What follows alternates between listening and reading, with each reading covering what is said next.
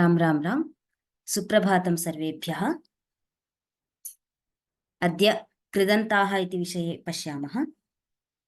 आदौ मङ्गलाचरणं कुर्मः।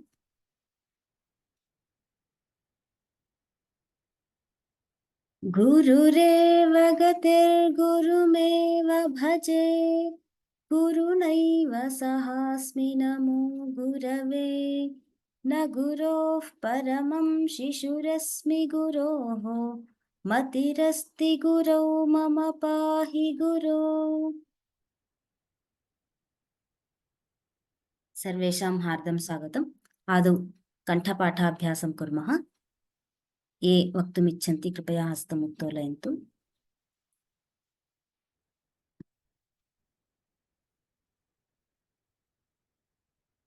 अमिता भार्गव भगिनी।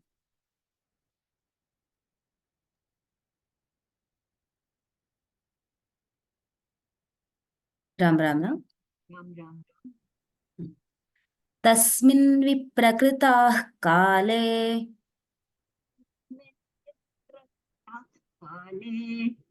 तस्मिन् विप्रकृताः काले तारकेण दिवौकसः, तारकेण दिवौकसः तारकेण दिवौकसः दुरासाहं पुरोधाय, दुरासाहं पुरोधाय दुरासाहं पुरोधाय धाम स्वायम्भुवं ययुः।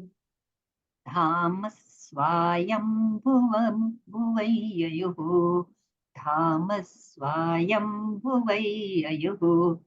धन्यवादः भगिनी। धन्यवादः। विजय महोदय।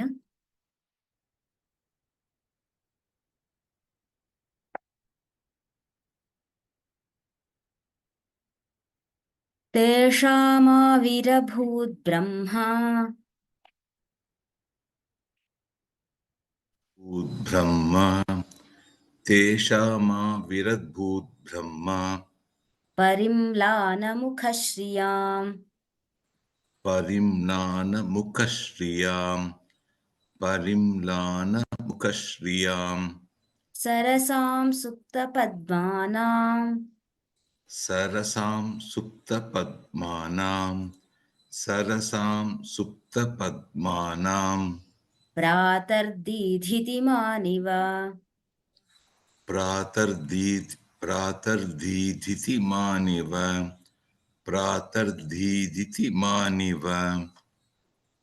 धन्यवादः महोदय। धन्यवादः भगिनी।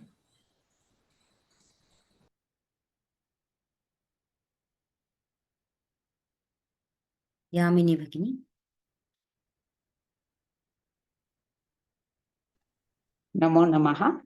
नमो नमः। अथ सर्वस्य धातारम्, अथ सर्वस्य धातारम् अथ सर्वस्य धातारम् ते सर्वे सर्वतोमुखम्, ते सर्वे सर्वतोमुखम् ते सर्वे सर्वतोमुखम् वागीशं वाग्भिरर्थ्याभिः, वागीशं वाग्भिर्दर्याभिः वागीशं वाग्भिर्दर्याभिः वाग्भिरर्थ्याभिः, वाग्भिरद्यार्भिः वाग्भिरद्यार्भिः अर्थ्यार्भिः, वागीशं वाग्भिरर्थ्याभिः,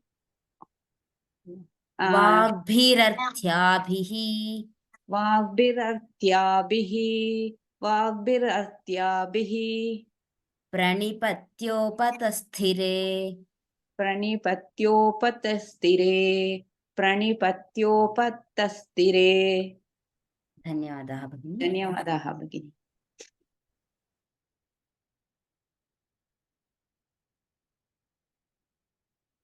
श्रीनिवासन महोदय। राम राम। राम राम राम। नमस्त्रिमूर्तये तुभ्यं, नमस्त्रिमूर्तये तुभ्यं नमस्त्रिमूर्तये तुभ्यं प्राक्सृष्टेः केवलात्मने प्राक्शिष्टे केवलात्मने प्राक्शिष्टे केवलात्मने गुणत्रयविभागाय गुणत्रयविभागाय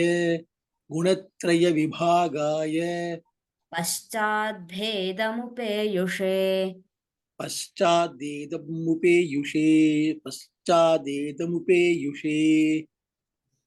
धन्यवादः महोदय। धन्यवादः। स्मॉल गोपाल कृष्णन महोदय। राम राम राम। राम राम राम। यदमोघमपामन्तः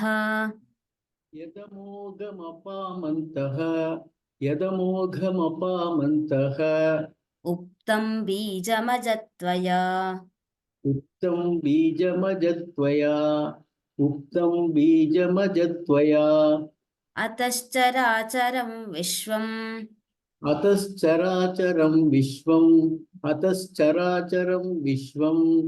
प्रभवस्तस्य गीयसे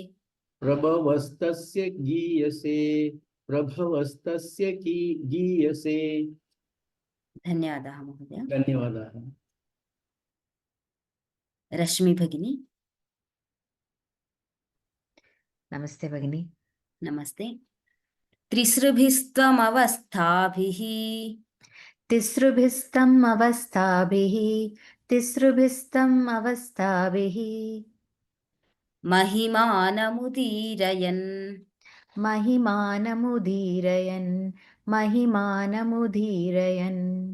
प्रलयस्थितिसर्गाणां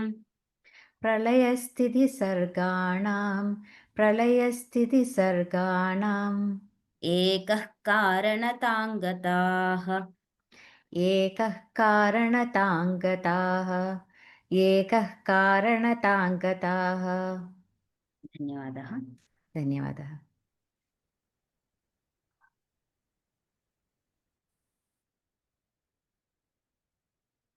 हेमा भगिनी।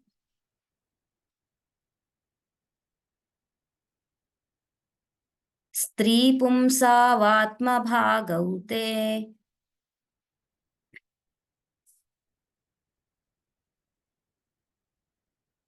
can't hear you भगिनी।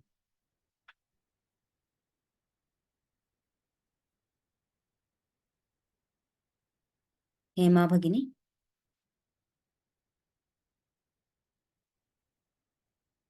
अनन्तरम् अवकाशं कल्पयामि। प्रकाश मोहिनी भगिनी। अस्तु। नमस्ते भगिनी। नमस्ते। स्त्री पुंसावात्मभागौ ते स्त्री पुंसां वात्मभागौ ते स्त्री पुंसां वात्मभागौ ते स्त्री पुंसावात्मभागौ ते स्त्री पुंसां वात्मभागौ ते स्त्री पुंसां वात्म पुंसौ पुंसां आत्मभागौ पुंसावात्म अयादि सन्धि। स्त्री पुंसां वात्मभागौ ते स्त्री पुंसां वात्मभागौ ते भिन्नमूर्तेः सृक्षया भिन्नमूर्तेः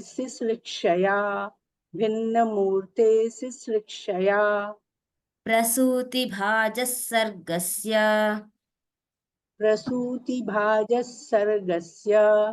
प्रसूतिभाजः सर्गस्य तावेव पितरौ स्मृतौ तावेव पितरौ स्मृतौ। धन्यवादः भगिनी। धन्यवाद।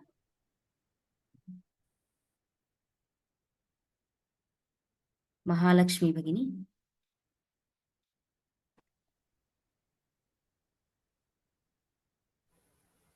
स्वकालपरिमाणेन स्वकालपरिमाणेन व्यस्तरात्रिं दिवस्यते व्यस् व्यस्तरात्रिन्दिवस्यते व्यस्त्यरात्रिन्दिवस्यते व्यस्तरात्रिन्दिवस्यते व्यस्त्यरात्रिन्दिवस्यते व्यस्त्यरात्रिन्दिवस्यते not व्यस्त्य व्यस्त okay व्यस्त अस्तु यौ तु स्वप्नावबोधौ तौ यौ तु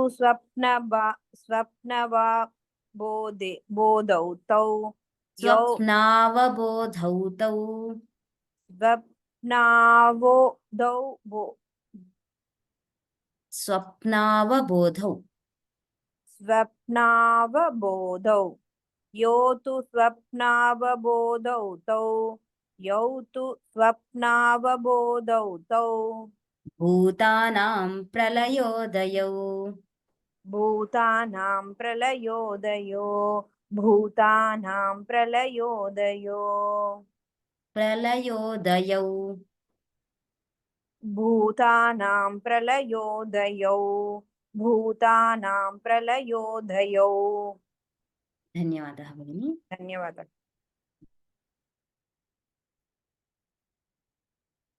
हेमा भगिनी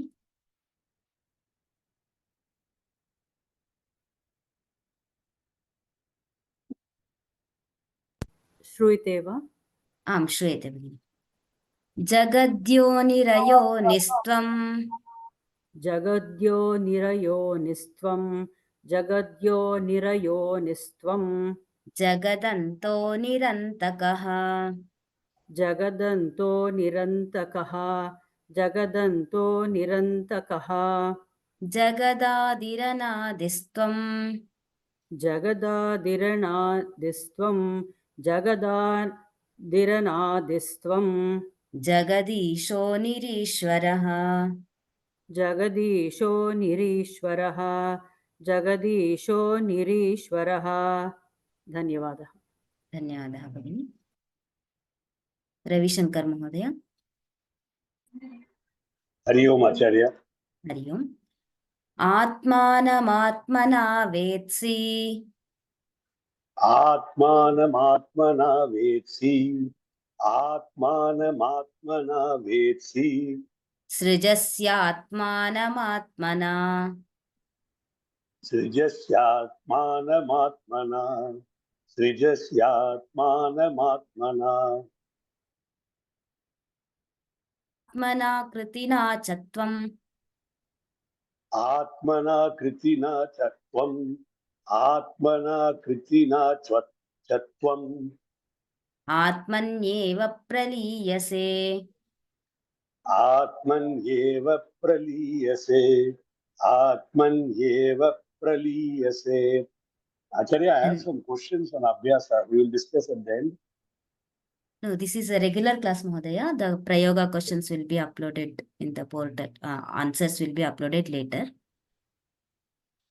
No, I didn't want to answer. I had some doubts. Anyway, thank you. We will discuss. धन्यवादः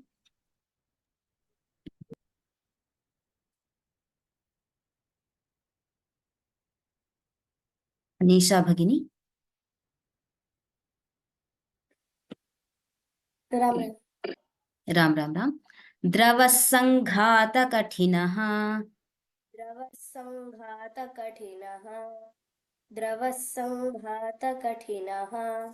स्थूलः सूक्ष्मो लघुर्गुरुः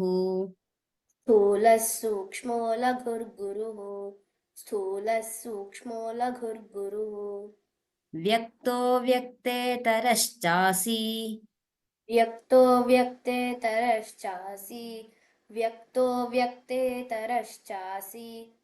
प्राकाम्यन्ते विभूतिषु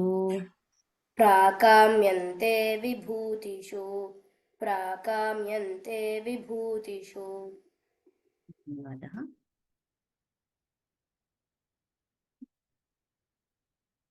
वसुमती भगिनी नमस्ते नमस्ते उद्धातः प्रणवो यासाम् उद्धातप्रणवो यासाम् उद्धातप्रणवो यासाम् न्यायैस्त्रिभिरुदीरणम् न्यायस्त्रिभिरुभीरणम् न्यायस्त्रिभिरुभीरणम् कर्मयज्ञः फलं सर्गः कर्मयज्ञफलं स्वर्गः कर्मयज्ञफलं स्वर्गः तासां त्वं प्रभवो गिराम् तासां त्वं प्रभवो गिरां तासां त्वं प्रभवो गिरां धन्यवादः भगिनी धन्यवादः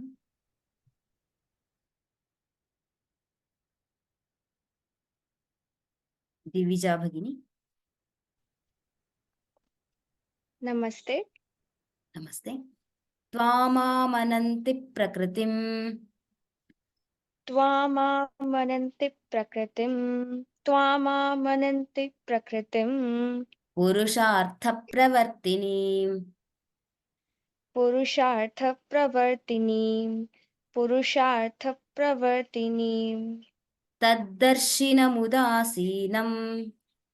तद्दर्शनमुदासीनं तद्दर्शनमुदासीनं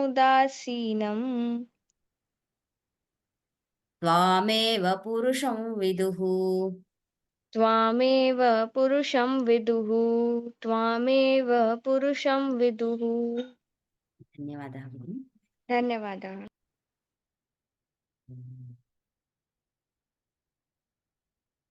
रञ्जिनी भगिनी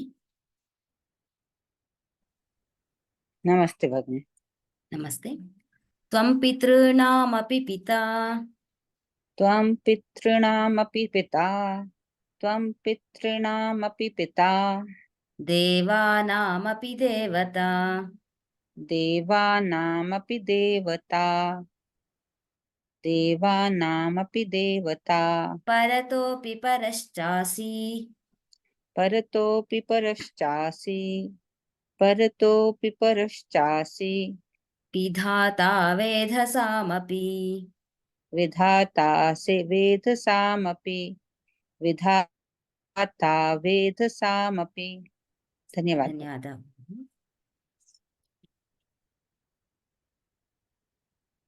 अन्ये केऽपि वक्तुमिच्छन्ति वा हस्तम् उत्तोलयन्तु हरिन् महोदय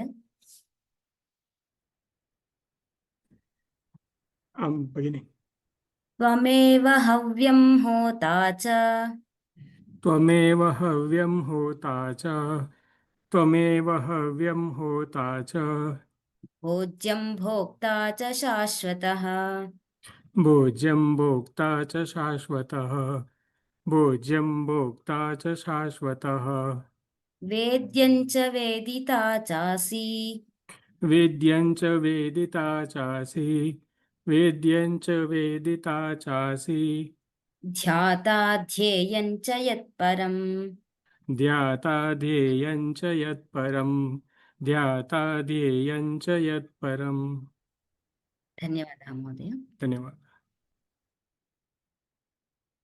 एतावता ब्रह्मस्तवः इति पाठस्य कण्ठपाठाभ्यासं कृतवन्तः अद्य सकारान्त शब्दान् पठिष्यामः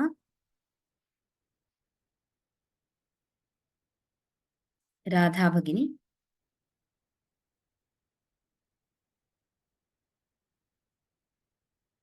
श्रूयते वा राधा भगिनी के राधाकृष्णन् महोदय और भगिनी कैन यू हियर मी अस्तु सकारान्तः पुल्लिङ्गः चन्द्रमस् शब्दः सकारान्त पुल्लिङ्ग चन्द्रमस् शब्दः चन्द्रमाः चन्द्रमसौ चन्द्रमसः चन्द्रमाः चन्द्रमसौ चन्द्रमसः हे चन्द्रमः हे चन्द्रमसौ हे चन्द्रमसः हे चन्द्रमः हे चन्द्रमसौ हे चन्द्रमसः चन्द्रमसं चन्द्रमसौ चन्द्रमसः चन्द्रमसं चन्द्रमसौ चन्द्रमसः चन्द्रमसा चन्द्रमोभ्यां चन्द्रमोभिः चन्द्रमसा चन्द्रमसश्चन्द्रमोभ्यां चन्द्रमोभिः चन्द्रमसे चन्द्रमोभ्यां चन्द्रमोभ्यः चन्द्रमसे चन्द्रमोभ्यां चन्द्रमोभ्यः चन्द्रमसः चन्द्रमोभ्यां चन्द्रमोभ्यः चन्द्रमसः चन्द्रमोभ्यां चन्द्रमोभ्यः चन्द्रमसः चन्द्रमसोः चन्द्रमसाम् चन्द्रमसः चन्द्रमसोः चन्द्रमसाम् चन्द्रमसि चन्द्रमसोः चन्द्रमस्सु चन्द्रमसि चन्द्रमसोः चन्द्रमस्सु धन्यवादः महोदय। धन्यवादः भगिनि।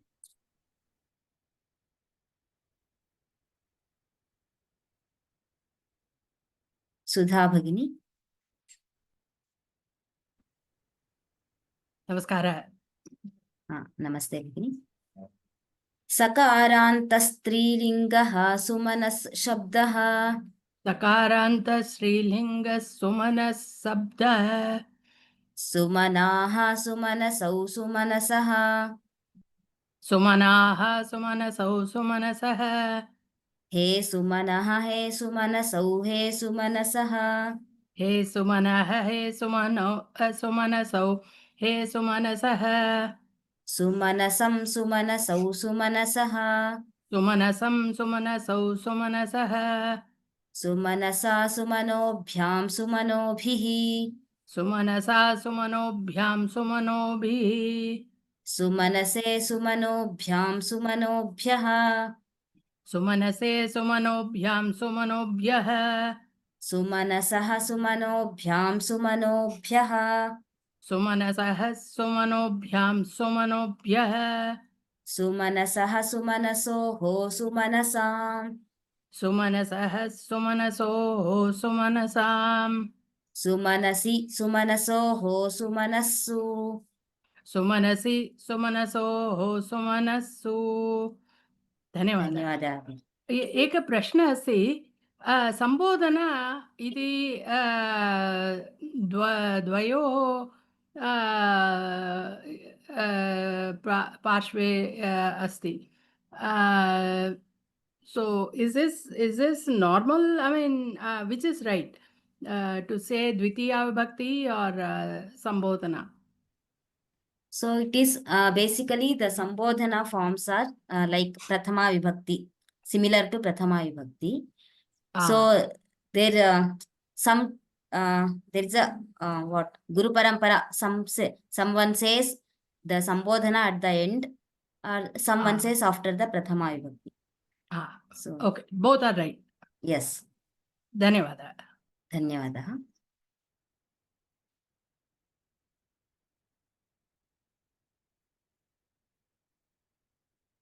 राजारामन् महोदय। नमो नमः। नमो नमः। विदधातोः लङ्लकारपरस्मैपदरूपाणि विदधातो लट्लकारपरस्मैपदरूपाणि क्षम्यतां लट्लकारपरस्मैपदरूपाणि वेत्ति वेद वित्तः विदतुः विदन्ति विदुः वेत्ति वेद वितः विदन्तु विदन्ति विदुः विदतुः द्विवचनं विदतुः विदतुः वेत्ति वेद वितः वित्तः विदतु विदन्ति विदुः वेत्थ वेत्सि वित्थः विदथुः वित्थ विद वेत्त वेत्सि वेत्तः विदतुः वेत्त विदः विद अच्छा विद वेत्त विद वित्थ विद वित्थ विद वेद वेद्मि विद्व विद्वः विद्म विद्मः वेद विद्मि विद्व विद्वः विद्म विद्मः। धन्यवादः महोदय। धन्यवादः। So here there are two forms are there.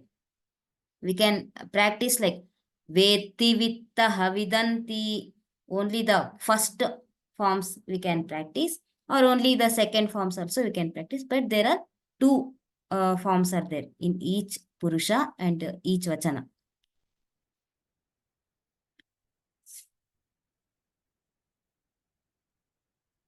P.S. Krishnan Mahodaya. नमो नमः भगिनी नमो श्रूयते वा नमः. आम् श्रूयते. हा. विदधातोः लृट्लकारपरस्मैपदरूपाणि विदधातोः लट्लकारपरस्मैपदरूपाणि विद्धातोः लट्लकारपरस्मैपदरूपाणि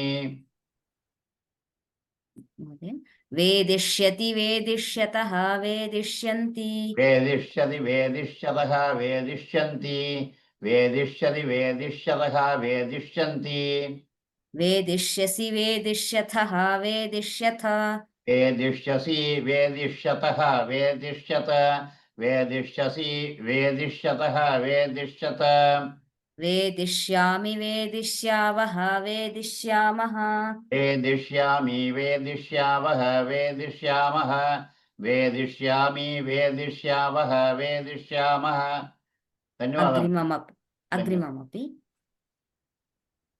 विदधातोः लोट्लकारपरस्मैपदरूपाणि. I have to say Yes, Mother. विदधातोः लोट्लकारपरस्मैपदरूपाणि विदधातोः लोट्लकारपरस्मैपदरूपाणि वेत्तु वित्तात् वित्तां विदन्तु वेत्तु वित्तात् वित्तां विदन्तु वेत्तु वित्तात् वित्तां विदन्तु विद्धि वित्तात् वित्तं वित्त विद्धि वित्तात् वित्तं वित्त विद्धि वित्तात् वित्तं वित्त वेदानि वेदाव वेदाम वेदानि वेदाव वेदाम वेदानि वेदाव वेदाम. धन्यवादः महोदय. धन्यवादः धन्यवादः. सुधा भगिनी. अस्तु प्रेमा भगिनी. प्रेमा. विदधातोः लङ्लकारपरस्मैपदरूपाणि विदधातोः लङ्लकारपरस्मैपदरूपाणि अवेत् अवित्ताम् अविदुः अवेत् अवित्ताम् अविदुः अवेः अवित्तम् अवित्त अवेः अवित्तम् अवित्त अवेदम् अविद्व अविद्म अवेदम् अविद्व अविद्म. अग्रिममपि भगिनि.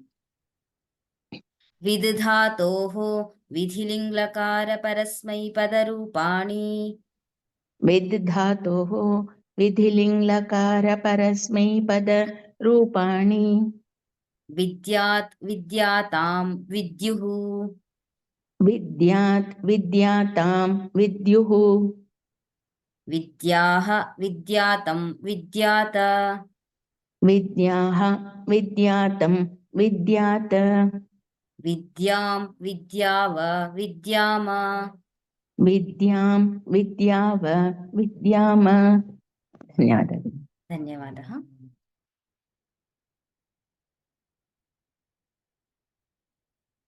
एवं तत्र विदधातोः रूपाणि भवन्ति. अग्रे कृदन्ताः इति विषये पश्यामः. पूर्वं वयं ज्ञातवन्तः यत् तत्र त्वा तुमुन् प्रत्यय लेबन्ताव्यय लेप् प्रत्ययाः यदा भवन्ति तदानीं रूपाणि कृत्वा उपकृत्य कर्तुम् एवं रूपाणि भवन्ति. यदा एते प्रत्ययाः धातुभ्यः भवन्ति तदानीं तानि अव्ययानि इति उच्यन्ते इति पूर्वं द्वितीयायां वयं ज्ञातवन्तः. तत्र तद्विषये एव इतोपि किञ्चित् विस्तरेण अद्य ज्ञास्यामः. तत्र आदौ त्वा प्रत्ययः यदा भवति, त्वा प्रत्ययः कस्य कृते भवति? सर्वेषां धातूनां कृते त्वा प्रत्ययः भवति. तत्र धातोः अनन्तरं प्रत्ययः भवति. दिस् इस् अ प्रत्ययः नाम suffix. So common rule is the suffix will be always after dhatu, prefix will be before the dhatu. This is a samanya niyamah. So here in the tva, when so here for example gam dhatu is there, and when we add tva pratyaya, here the kakara will be deleted. Kakara will be deleted. Then we get gatva here. Only tva we get here. After that, the final form will be gatva. Iti evam bhavati. So let us see some of the examples. Path dhatuh asti, tva pratyayah asti. Tadanim pathitva iti bhavati. Evameva bhu iti dhatuh, bhutva. Vand dhatuh, vanditva. Kru dhatuh, krutva. Smr dhatuh, smritva. Prach dhatuh, prishtva. So everywhere here kakara will be deleted. Yada kakarasya lopaha bhavati. Tadanim sarvatra smritva krutva. Atra prach ityatra yatha savatu pratyay prishtavan iti evam bhavati. Tada adharena prishtavan iti yatha bhavati. Tadvat atra prishtva iti bhavati. Evameva pathdhatu tatra anya kriya bhavati. Tadanim pathitva iti bhavati. Tarhi tva pratyayah kada अस्माभिः उपयोक्तुं शक्यते इति चेत् यदा एकः एव व्यक्ति अनेकानि कार्याणि करोति तदा तस्य पूर्वं या क्रिया भवति तस्याः क्रियायाः कृते त्वा प्रत्ययः भवति. So here if we observe, बालकः विद्यालयं गच्छति, बालकः पाठं पठति. The same person is doing two different karya. So when a doer does multiple actions, then tva pratyaya will be joined to the previous action. Tarhi atra previous action kim asti? Gacchati iti previous action asti. Tadanim balakah vidyalayam gatva patham pathati iti atra kim bhavati? एकः कर्ता यदा कार्यद्वयम् अथवा अधिकानि कार्याणि करोति तदानीं तस्मात् पूर्वस्याः क्रियायाः कृते त्वा प्रत्ययः भवति. सो हियर गच्छति इति पूर्वं विद्यमाना क्रिया अस्ति, अतः गत्वा इति भवति. So if you observe the same person is doing multiple actions here. युवकः कार्यालयं गच्छति, युवकः देवं प्रार्थयति, युवकः कार्यं करोति, युवकः भाषते, युवकः गृहं प्रत्यागच्छति. So everywhere the previous till bhashate we have to add tva pratyaya here. So once the young man goes to the office and he comes back to home. So till that we have to add tva pratyaya here. Tarhi kim bhavati? Yuvakah karyalayam gatva devam prarthayitva karyam kritva bhashitva griham pratyagacchati iti evam tatra tva pratyayah पूर्वस्याः क्रियायाः कृते भवति. इदं प्रायः तस्य रूपाणि सर्वेपि जानन्ति इति मन्ये. अग्रिमं ल्यबन्ताव्ययं ल्यप् इति भवति. तत्र ल्यप् प्रत्ययस्य त्वा प्रत्ययस्य व्यत्यासः कः इति चेत् यदा उपसर्गः भवति, उपसर्गः धातोः पूर्वं भवति, तदानीं त्वा प्रत्ययः न भवति, किन्तु ल्यप् इति प्रत्ययः भवति. अयमपि प्रत्ययः सर्वेषां धातूनां कृते भवति, परन्तु the common the difference between tva and lep is lep happens when the upasarga is before the dhatu. Tarhi atra रूपाणि कथं भवन्ति इति चेत् So if you observe, pra is upasarga. We all know that there are 22 upasargas are there. So here pra is upasarga, pat dhatu, lep pratyaya. So here in the lep pratyaya, l and p will be deleted. Then we get agatya or agamya. In for gam dhatu, there are two forms are there. So if you observe here in the pat dhatu, so here lya will be deleted and p will be deleted. Then prapathya, yakarah atra bhavati, atra th iti asti. Then prapathya iti bhavati. Evameva sam iti upasargah bhu dhatuh sambhuya. Pra iti upasargah vand dhatuh pravandya. Kru dhatuh adhi iti upasargah. Then adhikritya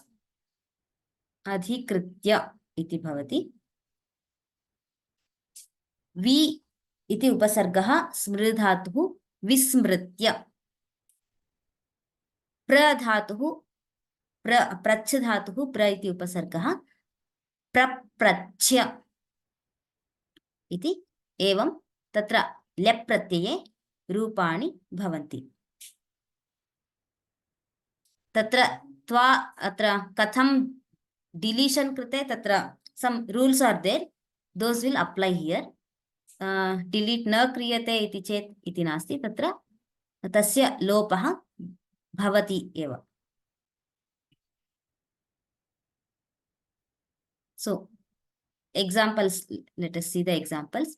Balakah vidyalayam agachati, balakah patham shrunoti. Vidyalayam agachati,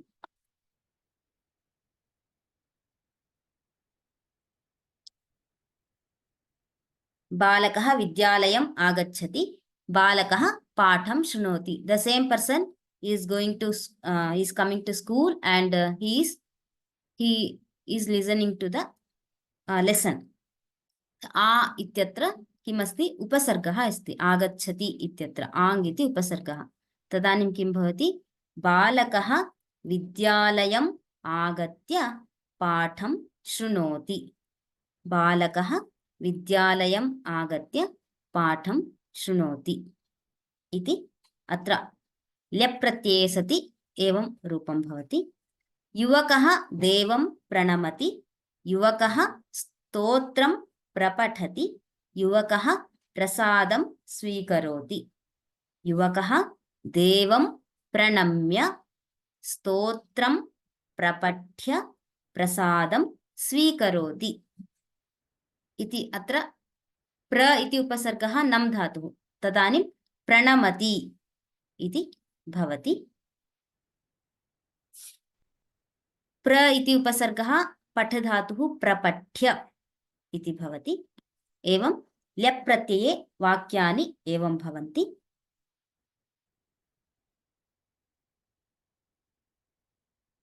द्वितीयं तृतीयं तुमुन् प्रत्ययः.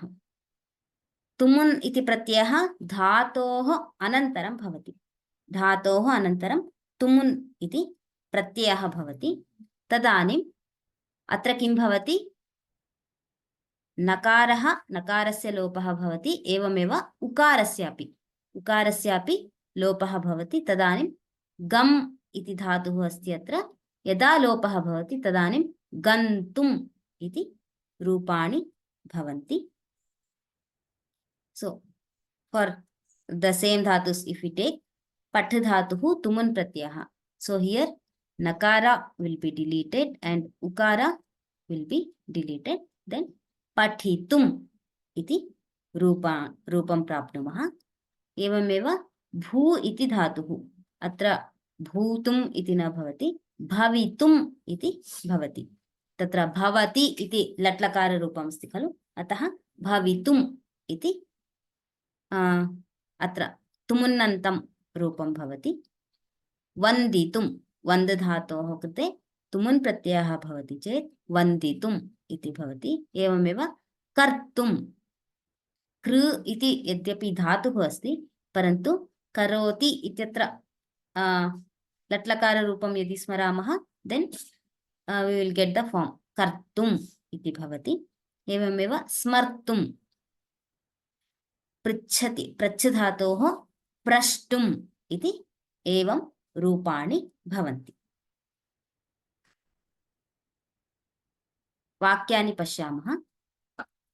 तर्हि अत्र कथं कदा भवति? अत्रापि यदा same person is doing different actions, but to accomplish some action he will be doing one action before that kriya. So for the previous kriya, dhatu will be the previous dhatu will be denoted in tumun pratyaya. वाक्यानि पश्यामः. बालकः पठति विद्यालयं गच्छति. बालकः पठति विद्यालयं गच्छति. सः विद्यालयगमनं तस्य मुख्यम् उद्देश्यम् अस्ति. अतः तदर्थं किं करोति? सः पठति, प्रतिदिनं विद्यालयं गच्छति. गमनात् पूर्वं पठनकार्यं कृत्वा गच्छति. सो बालकः पठितुं विद्यालयं गच्छति. बालकः पठितुं विद्यालयं गच्छति. युवकः धनम् अर्जति. युवकः कार्यं करोति. अत्र किं भवति? युवकः धनम् अर्जितुं कार्यं करोति. कार्यकरणं मुख्यं. तेन सह किं भवति? अत्र धन अर्जनमपि भवति. युवकः धनम् अर्जितुं कार्यं करोति.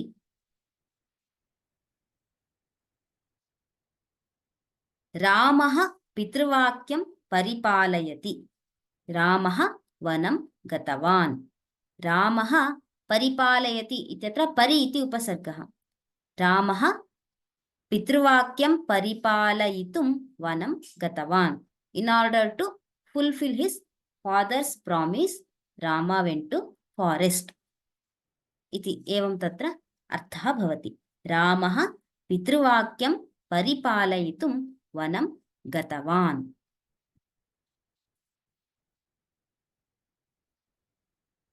अत्र त्वा तुमुन् लेप्. अत्र सर्वत्रापि कर्ता एकः एव भवति, परन्तु त्वा पुनः लेप् प्रत्ययः कदा भवति इति चेत् when the karta when the karta wants to do some kriyas or multiple actions, then the tva pratyaya happens previous action. सः अनेकानि कार्याणि करोति, परन्तु पूर्वक्रियायाः कृते त्वा प्रत्ययः भवति. पूर्वक्रियायाः कृते त्वा अथवा तुमुन् प्रत्ययः भवति, whereas त्वा अथवा लेप् प्रत्ययः भवति. whereas in तुमुन् क्रियार्था क्रिया इति तत्र उच्यते. So if one action is performed,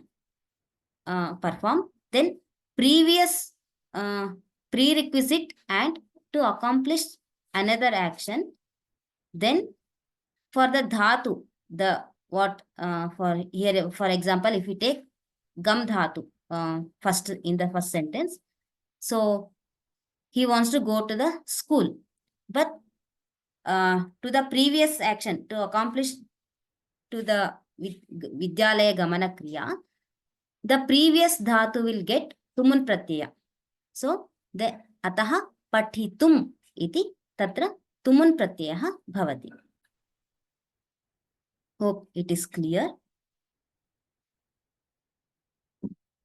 चतुर्थं भवति नमुल् प्रत्ययः. नमुल् इत्यपि कदा भवति? धातोः सर्वेषां धातूनां कृते भवति. कदा अस्य प्रयोगः इति चेत् यदा वयं पौनः पुन्येन or repeatedly we do something, then this pratyaya happens.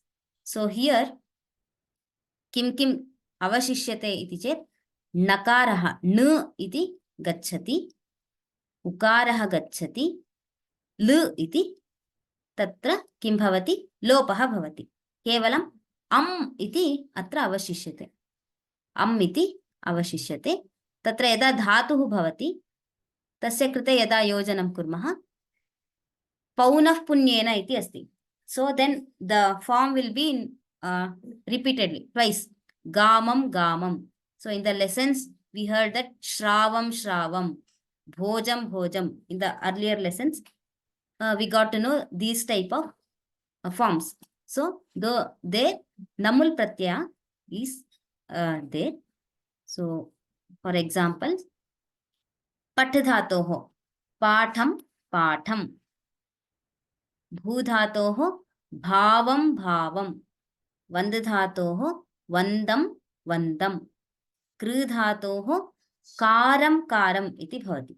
कारं कारं स्मृ धातोः स्मारं स्मारं प्रच्छ धातोः प्रच्छं प्रच्छम् इत्यत्र तत्र अर्थः कः इत्युक्ते स्मृत्वा स्मृत्वा पठित्वा पठित्वा यदा रिपीटेड्लि पौनःपुन्येन वयं किमपि वक्तुम् इच्छामः तदानीं नमुल् प्रत्ययस्य उपयोगः करणीयः भवति भावं भावम् इत्यस्य अर्थः भूत्वा भूत्वा श्रुत्वा श्रुत्वा श्रावं श्रावं कृत्वा कृत्वा कारं कारम् इति एवं भवति यदा नमुल् प्रत्ययः धातोः कृते भवति तदानीं दट् विल् बि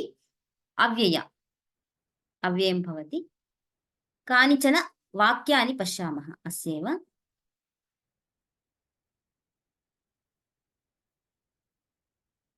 भुक्त्वा भुक्त्वा व्रजति इति अस्ति आफ्टर् ईटिंग ही रोम्स इति अर्थः भुक्त्वा भुक्त्वा किं भवति भोजं भोजं व्रजति भोजं भोजं व्रजति एवमेव स्मारं स्मारं शिवं नमति स्मृत्वा स्मृत्वा शिवं नमति इत्यस्य कथं भवति स्मारं स्मारं शिवं नमति एवमेव श्रावं श्रावं सन्तुष्यति उदाहरणार्थम् एकं गीतं शृणुमः इति चेत् श्रुत्वा श्रुत्वा तदेव समानं गीतं वारं वारं श्रुत्वा किं भवति सन्तोषम् अनुभवति कश्चन युवकः अथवा युवती तदानीं श्रावं श्रावं सन्तुष्यति इति भवति एवम् अत्र यत्र एवं द्विवारं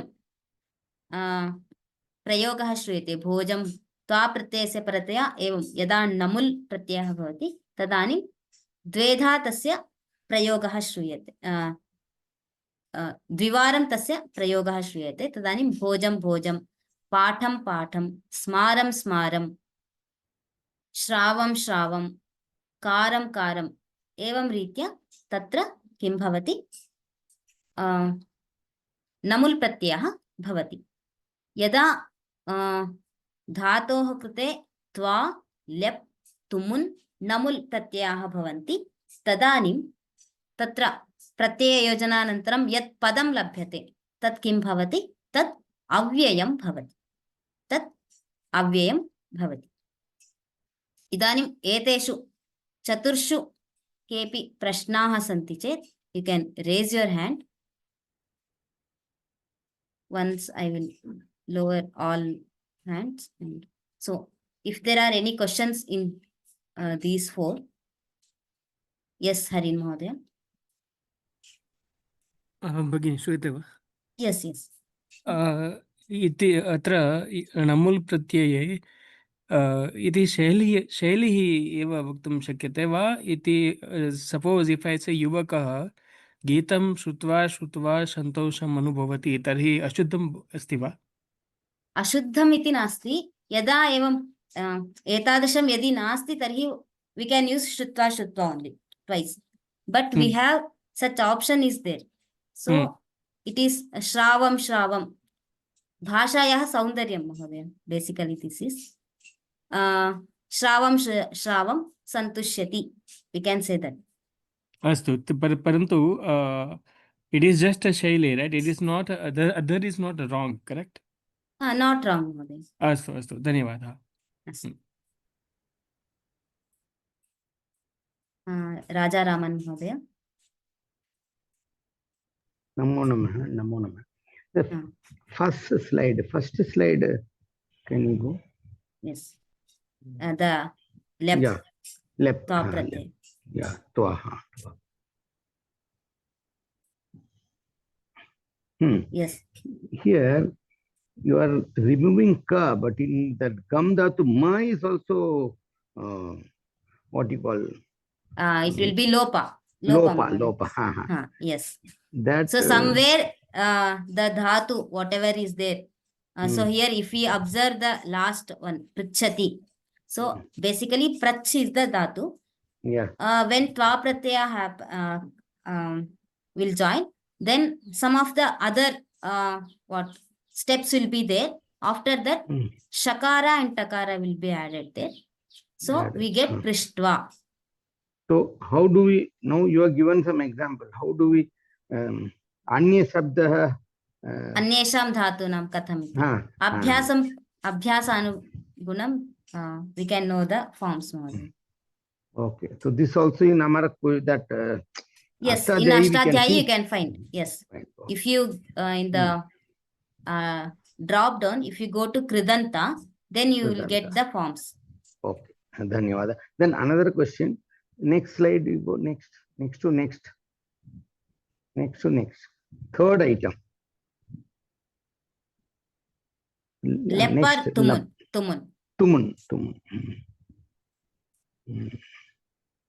This one. Here, example, Udharana, Vakya. Here, you are telling na that Balakah patati, Balakah Vidyalayam gachati. Vidyalayam gachati is mukhya you are telling. But the mukhya thing is for studying he is going to Vidyalaya. So this mukhya thing is patati, not Vidyalayam gachati. Yes, that can be also correct, Mahodaya. Patana kriyam kartum, he will go to Vidyalaya. Yes. So Balakah patitum Vidyalayam gachati. What for he is going to Vidyalaya for patitum? So patitum is important, not Vidyalayam gachati. So why you told this is mukhya in here? Sir, yes, I will correct that, Mahodaya. So to do something, for example, if we take Balakaha Bhojanashalam gachati, Bhojanam karoti. So Bhojanam kartum Bhojanashalam gachati. Yes. Like that. And next also same way. Next Tumun Kapra, another. What is the next one? Tumun, then Namul. Left. Namul. Namul also same thing. For Namul example. Here also example. No. Udharana. Udharana Vakya. Bhuktva. Not this. Earlier one. Third one only.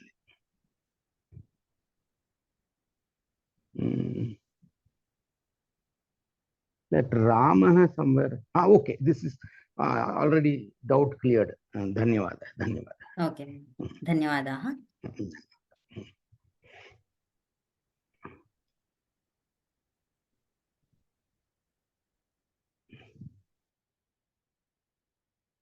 अस्तु, अग्रिमं दृष्ट्वा अनन्तरं प्रश्नोत्तरं प्रति गच्छामः.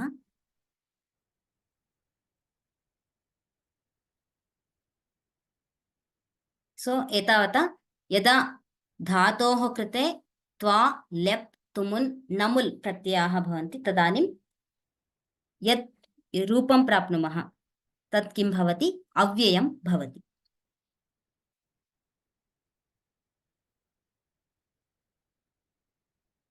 शत्रुशानचौ, शत्रु प्रत्ययः शानच् प्रत्ययः इति उभयम् अस्ति. तत्र किं भवति? एतौ उभौ अपि धातोः अनन्तरं भवतः. यदा धातोः अनन्तरं भवति, so first if we take शत्रु प्रत्यय, So in Shatru Pratyaya, yada, for example, Gam Dhatu we have taken here.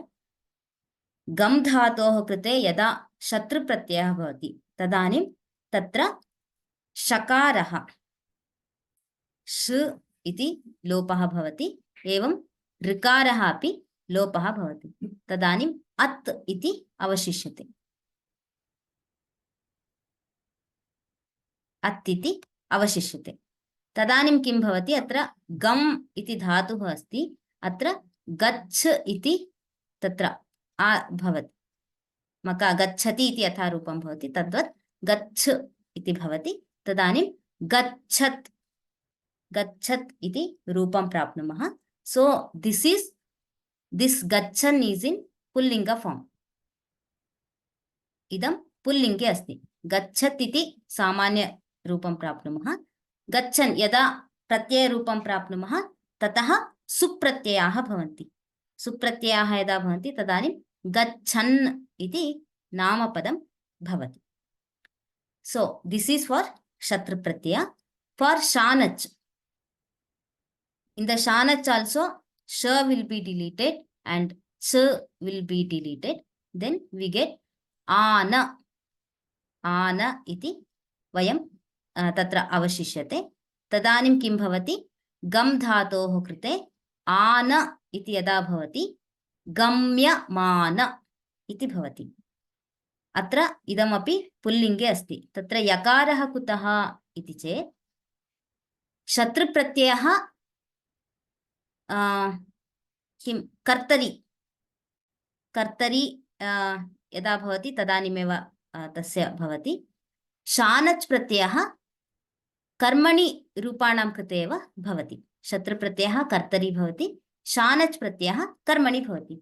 So in कर्तरि फार्म् विल् बि गच्छति, अतः गच्छत् गच्छन् इति रूपं भवति। गम धातोः कर्मणि रूपं किम् अस्ति, गम्यते इति अस्ति। सो गम्यते इति रूपं कर्मणि अस्ति। सो शानच् प्रत्यय always happen always for कर्मणि रूप only. So गम्यमान, अतः अत्र यकारः दृश्यते, गम्यमान। So in Shatru and Shanach the linga bheda is there. For example, gachan iti asti, gachan, gachanti in strilinga, gachat in napumsaka linga. In the same way, gamyamanaha, gamyamanaha is in pullinga, gamyamana strilinga, and gamyamanam will be napumsaka linga. Adau puram धातूनां कृते कथं तत्र शत्रु शानच् भवति इति पश्यामः। पठ धातुः पठति इति क्रियापदं भवति, तत्र पठन् इति किं भवति, शत्रुप्रत्ययः। भूधातोः भवन्, वन्द् धातोः वन्दन्, कृ धातोः कुर्वन्, स्मृ धातोः स्मरन्, प्रच्छ धातोः पृच्छन् इति एवं तत्र शत्रुप्रत्यय रूपाणि भवन्ति। तर्हि शानच् तत्र कथं भवन्ति इति चेत् पठ्यमानः, पठति इत्यस्य कर्मणि रूपं किम् अस्ति, पठ्यते इति अस्ति। सो पठ्यते इत्यस्य यदा एवं शानच् भवति तदानीं पठ्यमान इति रूपं प्राप्नुमः। After that supratyaya happens. When supratyaya happens, then like ramah ramau ramaah शब्दाः यथा भवति तद्वत् पठ्यमानः पठ्यमाना पठ्यमानः पठ्यमानौ पठ्यमानाः इति एवं रूपाणि भवन्ति। अतः when Shatru and Shanach happens, then it will be namapada. So in the for the patan also, पठन् पठन्तौ पठन्तः इति तत्र रूपाणि भवन्ति, अतः इदम् अव्ययं न भवति। सो भूधातोः भूयते इति कर्मणि रूपं, भूयमानः इस् शानच् पुल्लिङ्गरूप, वन्दते वन्द्यते इति कर्मणि, सो वन्द्यमानः, करोति इत्यस्य क्रियते इति कर्मणि रूपं क्रियमाणः। अत्र नकारः किमर्थमस्ति? क्री इत्यत्र रेफः अस्ति, अतः णत्वं भवति। क्रियमाणः। स्मरति, स्मर्यते इति कर्मणि रूपं स्मर्यमाणः इति भवति। पृच्छति इत्यस्य पृच्छ्यते इति कर्मणि रूपं।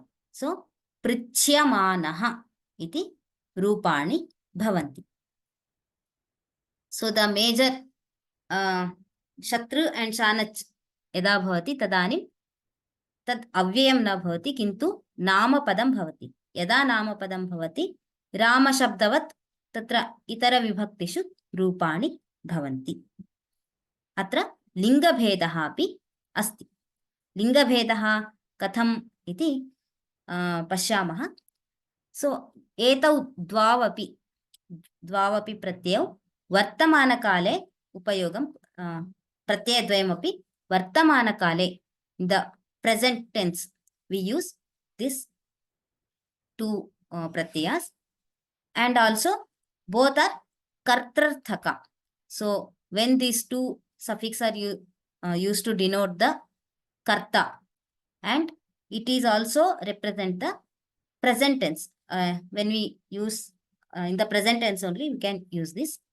And shatru pratyaya happens to the parasmaipadi dhatus, and shanach will happens atmanepada.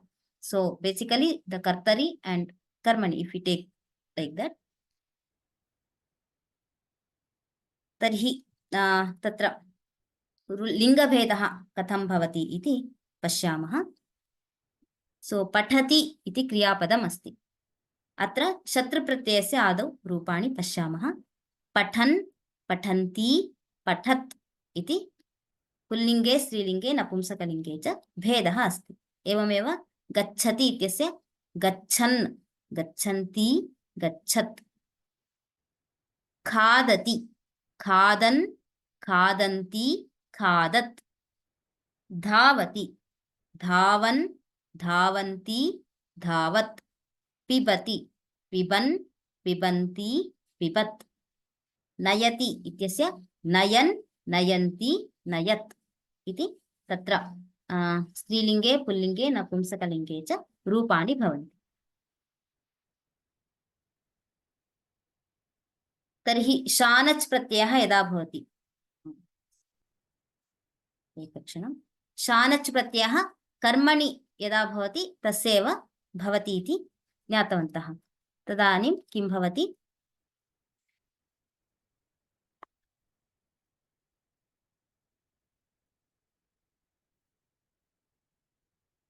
सो पठ्यते इति तत्र भवति। तत्र कर्मणि रूपाणां यदा एवं पश्यामः तदानीं पठ्यते इति अस्ति। पठ्यमानः, शानच् यदा भवति पठ्यमानः, पठ्यमाना, पठ्यमानं। गम्यते इत्यस्य गम्यमानः, गम्यमाना, गम्यमानं। खाद्यते, खाद्यमानः, खाद्यमाना, खाद्यमानं। धाव्यते, धाव्यमानः, धाव्यमाना, धाव्यमानं। पीयते, पीयमानः, पीयमाना, पीयमानं। नयति इत्यस्य नीयते इति कर्मणि रूपं। सो नीयमानः, नीयमाना, नीयमानम् इति तत्र किं भवति? शानच् प्रत्ययः यदा योजितः भवति तदानीम् एवं वयं त्रिषु लिङ्गेषु रूपाणि वयं प्राप्नुमः। प्रत्येकं पदमपि, सो फॉर एग्जांपल पठ्यमानः इति अस्ति, तस्य रूपाणि रामशब्दवत्, अकारान्त पुल्लिङ्ग शब्दवत् पठ्यमानः, पठ्यमानौ, पठ्यमानाः इति एवं रूपाणि भवन्ति। स्त्रीलिङ्गस्य पठ्यमाना आकारान्त स्त्रीलिङ्गवत्, तत्र शत्रुप्रत्यये पठन्ति इत्यस्य ईकारान्त स्त्रीलिङ्गवत् रूपाणि भवन्ति। पठत् इत्यस्य वयं तानि रूपाणि अपि अग्रिम कक्षायां पश्यामः। एतावता अस्तु। प्रश्नाः सन्ति चेत् आदौ हस्तम् उत्तोलयन्तु।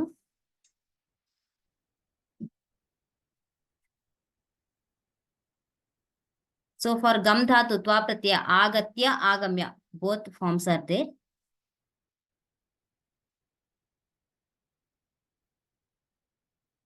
Yes, when for dhatu, when chhatri and shanach pratyaya will be added, then the final form will be not an avyaya, it will be a namapada.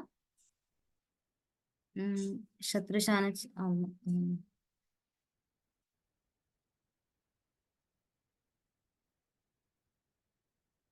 Niyamanam, so that has been corrected.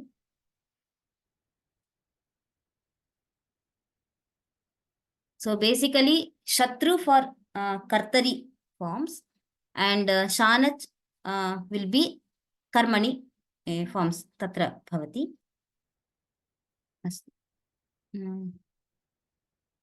P.S. Krishnan Mahodaya. Madam, Namo Madam. Namo Namaha. Madam, in the question paper, Kritanda Avyayani Vivarnada, if they ask, then with examples, then how we have to write? Let us see. Kartari Prayoga, Karmani Prayoga, they are asking. So, how to write that one? Abhyasam kurmaha Mahodaya. Agre abhyasam kurmaha. There are not some definition you will have to give, na? Then we can give example. Na? What? Certain definition has to be given, na? Then we can give examples also. See, Kritanda, there are so many, this one novel is there, Twa is there, Tuman is there, Avyayam. But how to first initially write what is Kritanda, Avyayam? We have to write na, certain things. Then we have to give udaharana. So, tadarthameva tatra rupanam parichayam yada prapnumaha. When we get the forms or we know the forms, then we can identify, oh, this is Twa pratyaya and this is Tumun and this is Namul. Like that. That is correct, madam. But if they ask you what is Kritanda Avyaya, you write in detail. No, definition they don't ask, I think, Mahodaya. Definition they don't ask. Acha, okay. Now, what is Maybe Kritanda? they might give, like they might give the forms. For example, Then we'll have to identify. We'll have to identify whether it is Kritanda Avyaya, like that. Not the identification will be there. Maybe they ask you to make a sentence. Kartum iti datva, they ask you to make a sentence. Okay. Thank you, madam. Thank you. Okay. Dhanyavadaha. Ranjani Bhagini. What about the verbs which are Atmanepad? Suppose save dhatu. So will they be having both forms, Shach and Shanach? No. For Atmanepada dhatu, Shanach only happens. Sevyamanaha. Because you said na Karmani and Karman Kriya. For Parasmaipadi, Shatra Pratyaya. For Atmanepadi, Shanach Pratyaya. Okay. So even in passive voice or active when voice? it comes to, yes. When it comes to active and passive voice, for active voice, Kartari, and passive voice, active voice, Shatra, passive voice, Shanach Pratyaya. But for Atmanepad, it will be, we can use only Shanach. Yes, Bhagini. Okay, then thank you.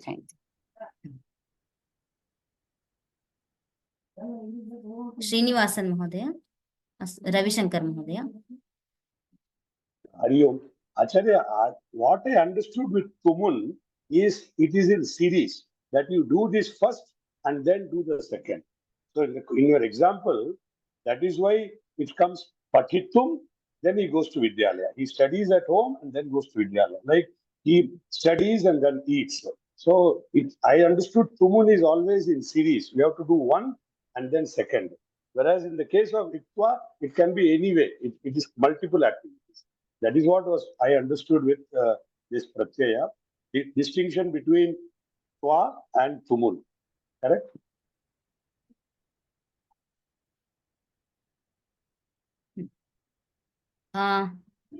So, ekam karyam kartum yat aparamapi karyam kriyate. So for to do one action, we perform another action also. For the prerequisite, for that, for example, Vidyalaya Gamana, for that as you said, prerequisite as the balaka does patana karya. So for patana karya, for pat dhatu, it tumun pratyaya happens here. Yeah, right. Thank you.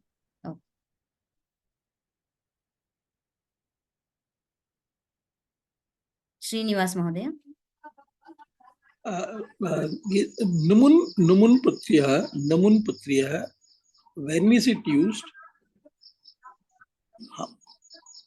Like you have Tama Pratyaya or Tumun Pratyaya, you're using it two different ways.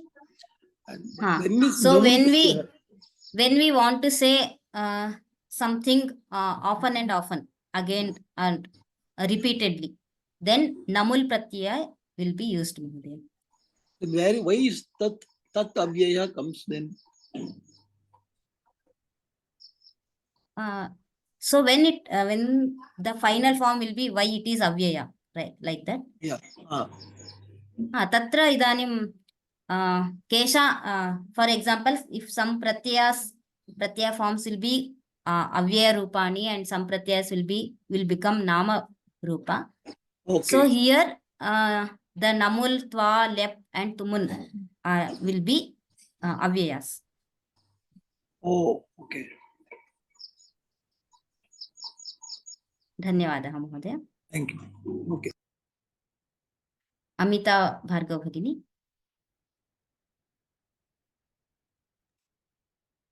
Bhagini, I just want to know how do you differentiate Shatra and Yut? How to?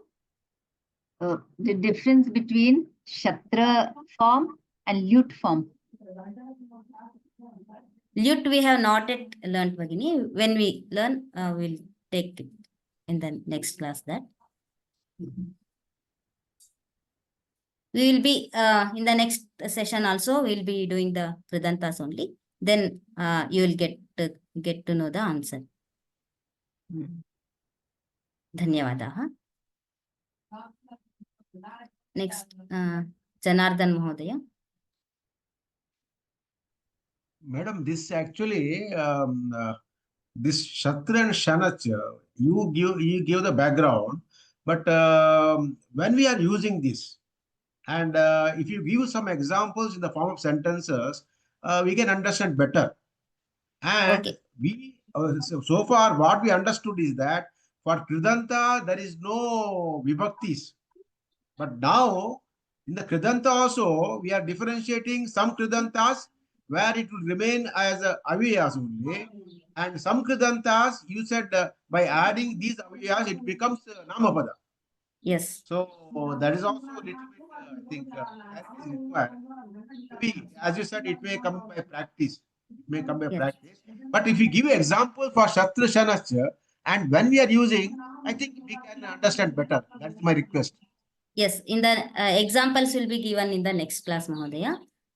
So some of the forms will become Avyaya and some of the forms will become Namapada. When it becomes Namapada, the Linga Bheda will be there.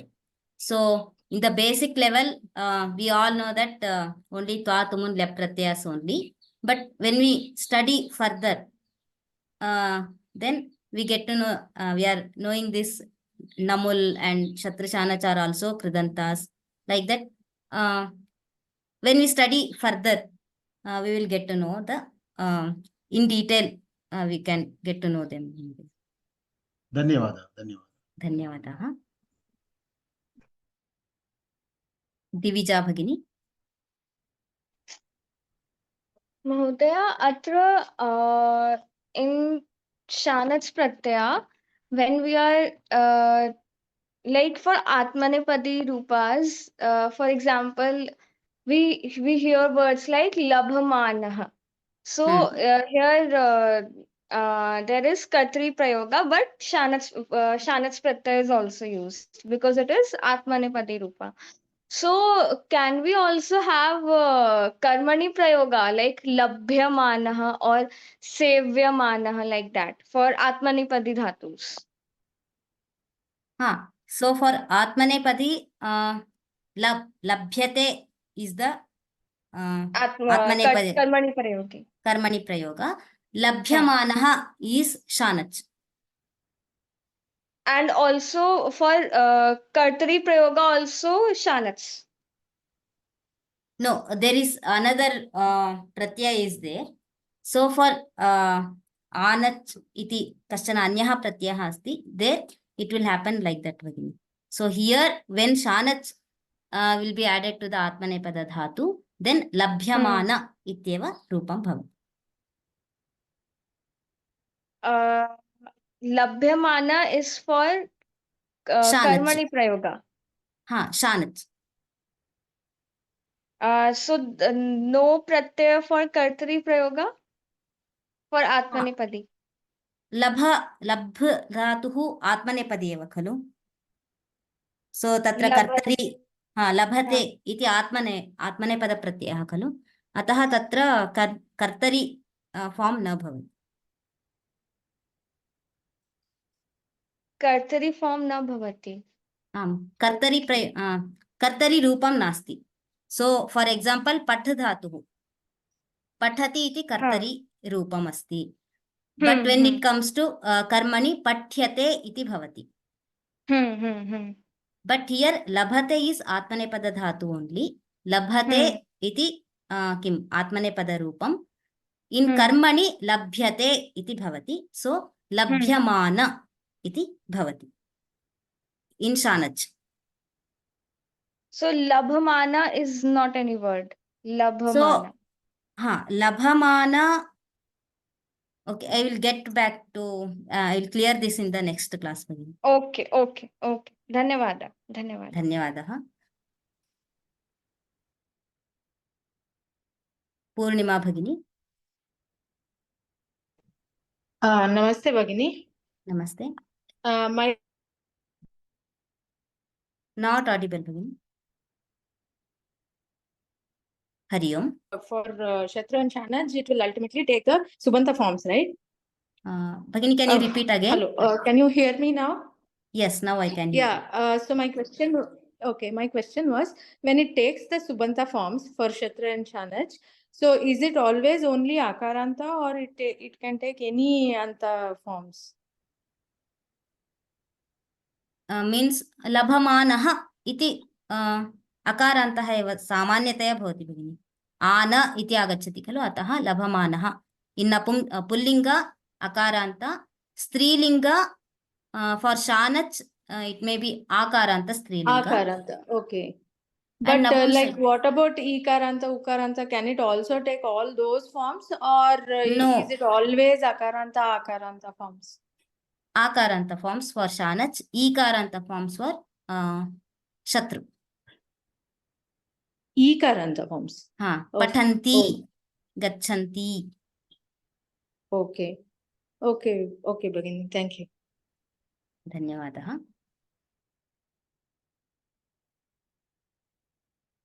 Padmavati Bhagini. Madam, can you hear me, ma'am? Yes, Bhagini. Yeah. See, this is Vandamanaha, like that normal Shatru for all the Atmanepadi Dhatu asti kila. Vandamana, Labhamana, like that normal Shatru for all the Atmanepadi Dhatu asti. Correct, madam? Nasti Bhagini. For Atmanepadi Dhatu, only Shanach happens.